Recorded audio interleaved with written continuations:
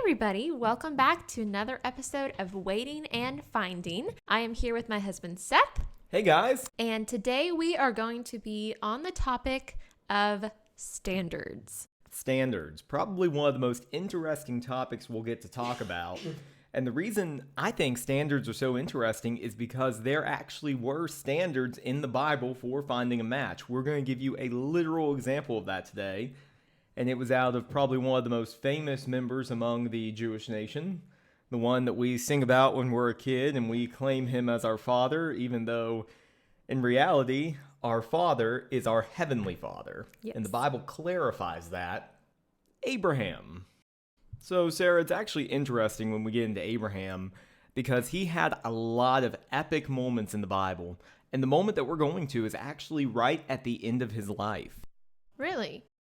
Yeah, I mean, Abraham is the one who was willing to give his son, his only son, Isaac, up on that altar upon the mount. And he is the one who declared, God will give himself a lamb. But when they went to the top of the mountain, guess what was found? A ram. A ram was found. Wow. The lamb that he was pointing toward was the Lamb of Calvary. It's amazing because I talked about this probably 2 weeks ago when I was preaching, but then my pastor, Pastor John Smith, Tays Valley Baptist, he was talking about that lamb that God would provide and how Abraham had that faith. And one thing he highlighted I'd never even noticed, he said, me and the boy will return. And that was just amazing to me because in Abraham's mind, even if he did sacrifice his son, I believe that he was like, I know God could raise my son from the dead if necessary. Yeah, he knew. Yeah. So we're going to get into our scripture right after we take this quick break.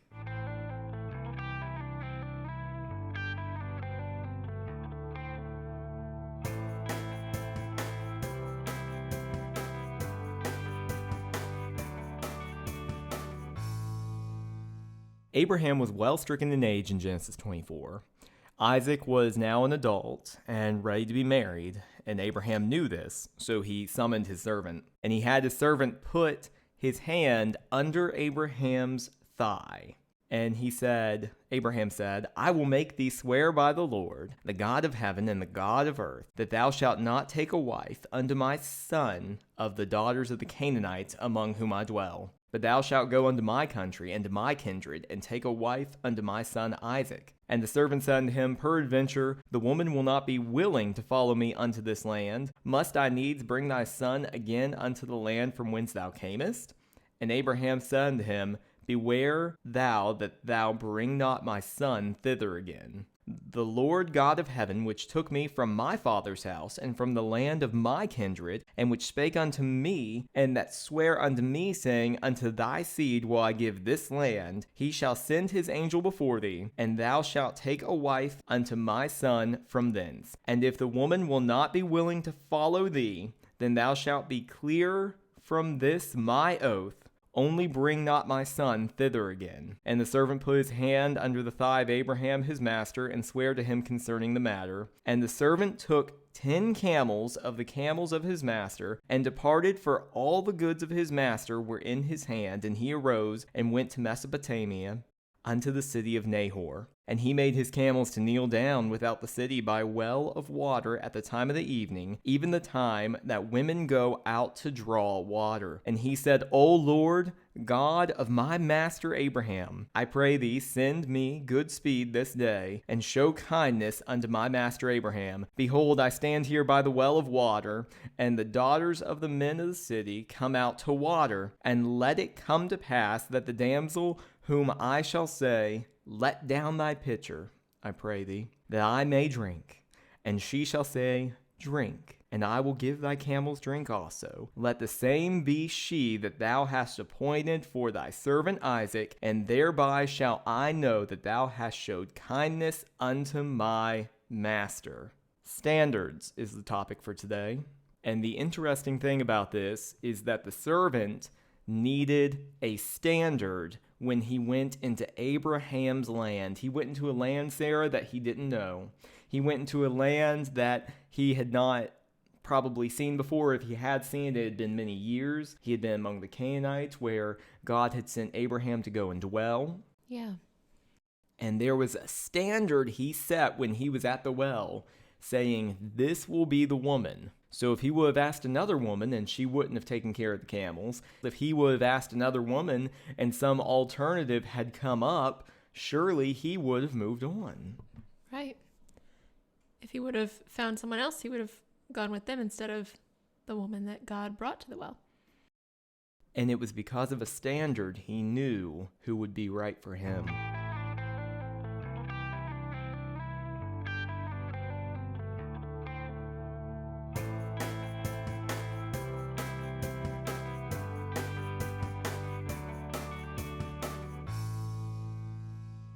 This is where we get a little bit into my story.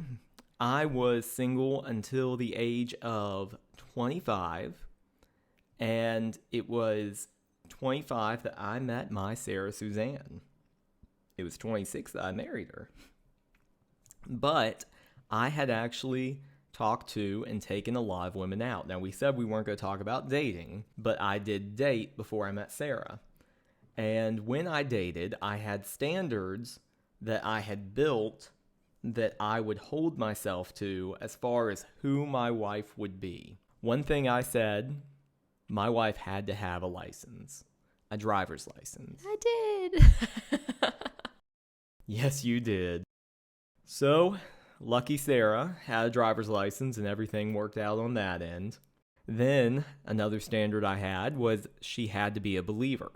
She had to be a believer. Not only did she have to be a believer, she had to be Baptist. That's a denomination that I am. And being a Baptist isn't what saves you. Being a church member isn't what saves you. Jesus Christ is the one who saves us all. He's the one who gave his blood for us. But she had to believe in the blood of Christ. She had to be of the Baptist denomination. She had to be willing to only read the King James Version, because I believe is the most accurate version of the Bible, the most complete to the English-speaking people. Yes. And I am grateful that we have an accurate translation in our language. I don't take that lightly. And those were standards I set forward. I would not marry someone if they didn't like me. That was another standard I had. It had to be reciprocal. So if I had the feeling that someone was only seeing me out of obligation, or someone was only talking to me because they felt like, they had to be near me. Or they found you attractive, and so they just kind of, maybe didn't like your personality. They didn't like my personality, yeah. Because Seth has, so many good looks that a woman could just be like, oh, he's cute. And obviously that is not a reason to date someone just because they're cute or good looking. Yeah, that's no reason to date. And it's very apparent when someone's only dating for the looks, because it won't last. And I not only had my standards, I put a lot of my ideas and my craziness in front of Sarah before we ever walked the aisle. She knew where I stood, and what I did tell her, as far as standards go, I am dating with the mentality of checking compatibility for marriage. Yes, dating can be fun. Yes, you guys can go out and go to a jump park and play dodgeball on a trampoline. You can go to Olive Garden and get a fancy meal and feel spoiled when they're putting the Parmesan on. But when you're dating, it's more than just fun. It is checking compatibility of marriage. I'm not saying I didn't go on some fun dates. I actually did. But my main goal was to learn about the person I was talking to, so I would have a standard that I could hold them to and myself to. And if they didn't meet my standard and I wasn't going to like and love them like they deserved, I quickly moved on. And that's been the case with girls I talked to up to Sarah, and then I met Sarah, and she met my standards. And the same way with Seth, meeting him, I had only talked to a couple of guys before I met Seth. So I really didn't have a lot to compare him to. But from what I knew I wanted in a future spouse, and just the fact that when I met him, I was impressed by him. More than just the fact that he was attractive, but that he was at church. So I figured, okay, first impression, he must be a young man that goes to church. And then obviously once I got to know him more, I realized that his standards and mine were very much alike. And obviously he is a preacher, so he preaches the gospel, and we both had the same biblical standards on a lot of things. And so it was just an easy fit, I guess you could say. I also wasn't going to allow anyone to come into my life who chose recreational drinking. We're not going to talk about it a lot here, but I was raised no alcohol. Yeah. And that's how I live. Right. And I wasn't going to let a recreational drinker come into my life and put temptation in front of me. No. And same for me. I knew I didn't want somebody that drank just casually or socially or, I feel like there's a very stark line between either you drink or you don't. Like, it can't be, oh, well, it's okay to do a little bit. And yeah. People have their standards. People have their ideas and their ideology. And even though when we talk about being unequally yoked, we talk about being Christians, one thing I found in living in Florida and living in West Virginia and getting to see some other churches is, in addition to being equally yoked as a Christian, there has to be a level of equal yokement in culture. And even with Sarah living in Florida for the period of time that she did, the first 20 years of her life, there were differences in the culture. Yeah, for sure. I mean, I came up to West Virginia and was, just very shocked. I mean, I had a much different life growing up than Seth did, like family-wise and everything. But just the culture up here was, just so different. I don't know how to explain it, but it just was different. I mean, they eat cornbread and pinto beans like all the time, and that was weird for me. But speaking more serious, just the atmosphere, like the personalities, it was just not something I was used to. But I loved it, which is obviously why I'm here. She melded with it. And Sarah, how about you go ahead and tell them what your grandparents were named in Florida? My grandparents, like their name? Their nickname. Their granddaughter calls me. My grandparents were Grandma and Grandpa on my dad's side. And on my mom's side, they were also called Grandma and Grandpa. We didn't have specific titles for each grandparent. And that was a odd thing when I got to West Virginia, and Seth's grandparents were Mama and Papa. Yeah, she came and she was like, Mama, Papa? And I was like, no, Mama and Papa. And she eventually got the hang of it. That's just one thing that I have come to, understand since being here. And I've kind of molded to the West Virginia culture, I guess. How about we have some fun in the comments and you tell us, was it Muck Muck or Peepaw, Weesnaw, Honkshaw? I did call my great-grandma Mum. Grandpa Hank. Grandpa Hank. Or like Grammy. Or Nanny. Nana. That's what my mom is being called Nanny. Ner, Nini, Knack Knack, Yuck Yuck, Pup Pup. Yeah, Pup Pup was one that we called my great-grandpa. You called your great-grandpa Pup Pup? It was P-O-P-P-O-P. Pop Pop. Pop Up. But we said it like Pup Up. Oh, boy.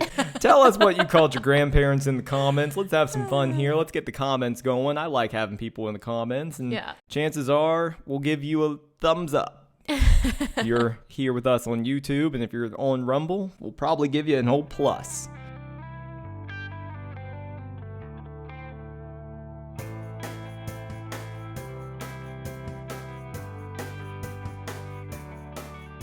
So, Sarah. Yes, Seth. How about you tell us a little bit about your standards and how values meant something to you? I mean, you came from a very different culture, a very different family, similar church, similar, very, very close in beliefs, if not right there on top of each other. I mean, I don't know everything that your church constitution said, but you guys were KJV, Baptist, by grace through faith. Yes. Jesus Christ is the way, the truth, and the life. Right. And I think when you're looking at someone to marry, not just are they the same denomination, but definitely those more specific things, because there are a lot of Baptists where both of Seth and I are more on the independent Baptist spectrum, I guess you would say. But a lot of Baptist people and just people who claim to be Christians will have a lot of standards that I knew I didn't want. So I knew that I wanted a man that didn't drink. I wanted a man who would respect me and like physical standards that I had put up in my life. Obviously, if you have a man that is pressuring you to, do things outside of marriage that you are not wanting to do and you know that you shouldn't, that's obviously a red flag. I also knew I wanted a man who was more of like a humble attitude, and just I didn't have to worry that he might have anger problems, because that was something I grew up with in my family. And so that was definitely a big one. And like realizing with Seth that he didn't have, any kind of anger issues, and obviously finding out from like his family and people that knew him. Everybody has their specific standards and boundaries that they put up for themselves, and that's a good thing. Whenever I was dating and getting to know people, I had quite the experience when I started building my standards. There was a young lady. We had met over social media. We spoke to each other via text, and I wanted to hear her voice and make sure she was real, because to me, voice is something that's important, especially when getting to know someone, checking compatibility for marriage. She said it would be okay for us to be able to get to know each other, and it would be fine for us to be able to talk if I called her dad first and cleared it with him. So I submitted, and I called her dad. He gave me permission to speak with her. And she followed up after I got off the phone with her dad and said, well, Dad said we can talk 1 hour once a week. And I said, okay, that's fine. And for about 5 to 6 weeks, we spoke over the phone for 1 hour. And that added up to about 5 hours. And she wanted me to come and see her and meet her family. I spoke with the dad. He was cool with that. And I spoke with the dad a week before I was supposed to go see her. And it was because they had a wedding coming up. And I said, hey, you have a wedding coming up and I have this event.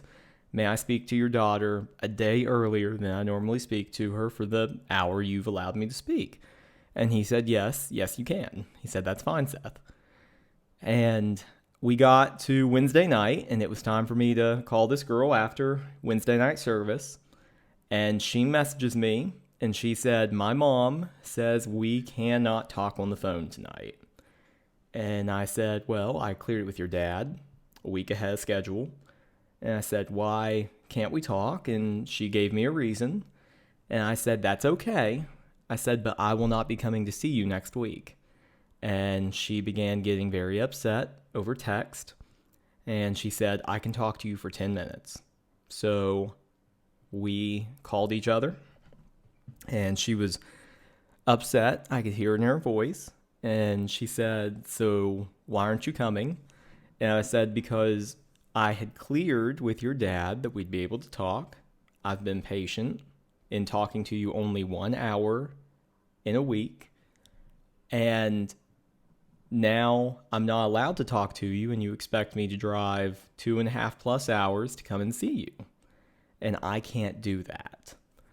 And she says, why? And I said, I can't tell if you're real. I said, we've only spoken for 5 hours, and now your mom is saying I can't speak with you, but your dad had approved it, and I'm getting mixed signals from you. And for that reason, I am not going to move forward with this. She was upset. I could hear it in her voice. She was sad. But my standard said, I will not do this. If I'm going to talk to someone checking compatibility for marriage, I want to be able to talk to them on the phone. Yeah. That was a standard I set. if I'm going to speak with someone checking incompatibility for marriage, I want them to have communication with me. And she felt like we were bonding through our 1 hour a week.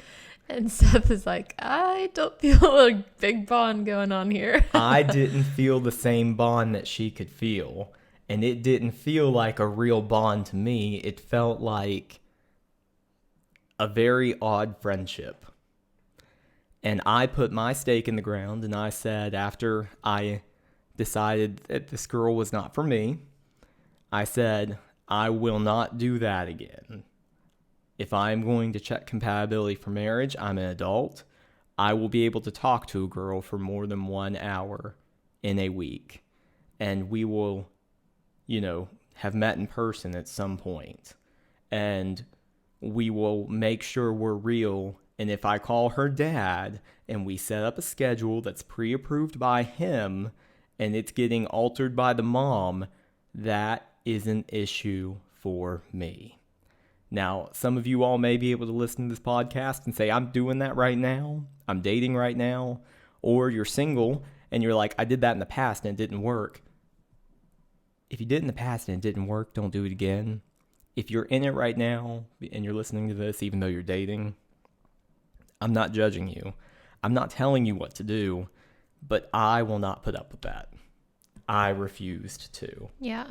And I think very similar to that, I had the one guy that I did talk to for quite a while. Our relationship was so, what's the word? Platonic, I guess. We were very... Plutonic. Platonic is a gaming studio that made a game called Yooka-Laylee. Yeah, Plutonic. Yookalayee.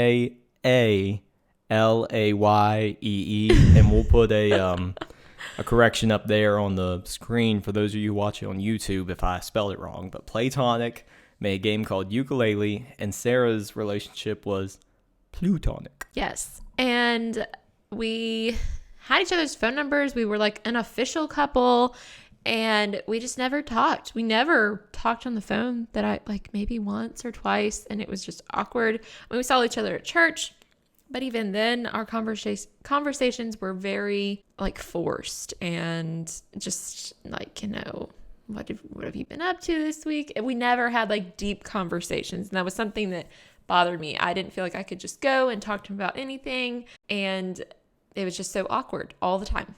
And so that was one thing that I knew whenever I did find another guy, I wanted him to be more of a leader. And that's also how this other guy was. He was not a leader really in any way. And so I knew that would be a problem in the future.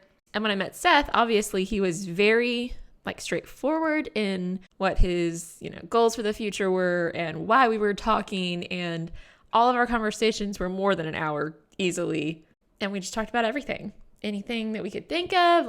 It was just so easy. And Seth was a leader in our relationship about, everything, things we were doing or what we were talking about or how things were going to go in the future. And so if you want a guy that is a leader, don't go for a guy that is just really shy and just reluctant. I mean, I get that there are shy guys out there, but if this man that you're wanting is not taking the initiative in the relationship, I think that's a problem. But that's just my own perspective. And adding to that just a little bit, if someone is forcing you into a relationship with someone else, I've got 2 testimonials I can give you where that's a bad thing. Now, prearranged marriages, have they worked in the past? Yes, but now we are in a different day and age where we have a little more freedom to try to test someone and see, who they are and if we like them and if we want them. And that comes with amazing freedom, but also amazing responsibility that we get to choose our spouses. We have very little blame to place. And the one thing we can't do here as Americans or anywhere in this country is if we see the red flags going up, right, and we're mentally paranoid, We can't lie to ourselves and say this will get better if I marry them. No. Your family's forcing you to date someone and you mentally say this will get better if X, if Y. No, it will not. Right. You have to have standards, and your standards need to set. Now, if there's, a driver's license standard and you fall in love with someone who's paraplegic and will need a special type of vehicle, that's not to say they can't drive, but they have special circumstances that inhibit them, and you want to marry that individual, that is totally fine. I mean, yes, there can be exceptions to some of your standards, but I don't want you to compromise on belief. I don't want you to compromise on your church. I don't want you to compromise on the things that you value the most, but there are some give situations, there are some exceptions, there are certain things that you can look at that could be understandable. And honestly, I could never, I'm not a lawyer. I work for lawyers, but I'm not a lawyer. I could never give you that list. So I'm not going to. But I want you, in listening to this podcast, just like Abraham's servant had a standard when he got Rebekah for Isaac, I want you to have a standard. And I don't want you to lie to yourself and say, well, I'll like this person if that and that and this, or if I change them. You don't change people. No, you can't go into a relationship thinking that either. Like if I had gone into meeting Seth and getting to know him and thinking, man, I wish I could change this about him. Like, no, that's not going to happen. You can't go into a relationship with the thoughts of, well, if we get married, I'm changing this and that about this person. Obviously, you might have little quirks where after you're married, you're like, oh my goodness, I didn't know that you did this or you acted like that in some ways. But you can't change who someone is. Maybe they have a water bottle collection by their bed every night. And maybe that water bottle collection is starting to cost you more than 40 bottles of water in a week for a family of 2. Hey, there's a third one of us here. There's a third. And maybe they never drink the bottom of those water bottles and you're stuck drinking their spit. That's something you can change. Yes, and Seth has so kindly made sure that my bottle collecting days are coming to an end. We have to do it for the budget, which is actually the next topic. So I'm going to go ahead and put this plug in. The next time we meet, we're going to be talking about finances. We're going to be talking about getting our financial house in order. That way we are ready in our season of waiting, preparing in our season of waiting to have us reaping and seeing the benefits, the abundance in the season of finding. And when you talk about finance, there can be an abundance if we are responsible in our season of waiting. So join us next time on Waiting and Finding. Bye, guys.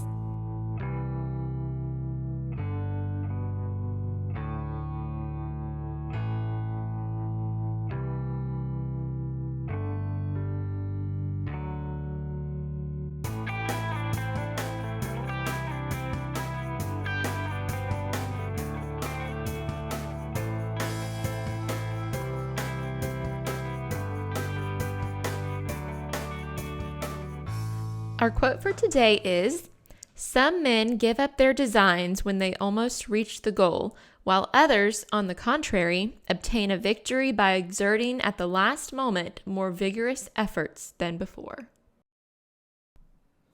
Polybus. I may have said that wrong. Sarah didn't know how to say it, so I just said Polybus. But here's the thing. You will be tempted in this season of waiting to give up your standards. And I am telling you not to. Because if we give up our standards in our season of waiting and we find prematurely, we might be losing prematurely too. And I don't want to see any of us lose in that beautiful season of finding. I couldn't imagine losing Sarah, and I want you to find someone that you couldn't imagine life without.